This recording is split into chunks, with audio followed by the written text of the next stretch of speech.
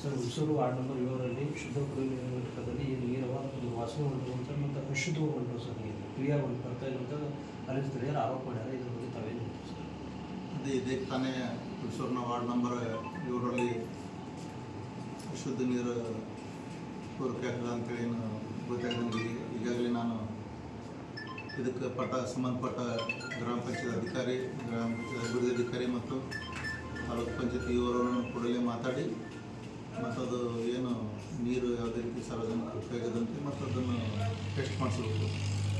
ಮತ್ತು ಈ ರೀತಿ ಮುಂಬೈ ಯಾಕಂದರೆ ಈಗಾಗಲೇ ಮಳೆಗಾಲ ಇರುವುದರಿಂದ ಸಾರ್ವಜನಿಕರಿಗೆ ಶುದ್ಧ ಕುಡಿಯುವ ನೀರು ಯಾವುದೇ ರೀತಿ ವ್ಯತ್ಯಯ ಆಗದಂತೆ ಕ್ರಮ ಕೈಗೊಳ್ಳಲು ನಾನು ಇವರಿಗೂ ಮಾತಾಡಿ ಯಾವುದೇ ರೀತಿ ಸಾರ್ವಜನಿಕ ತೊಂದರೆ ಆಗೋದಂತ ನಾವು ಏನು ನೋಡ್ಬೋದು.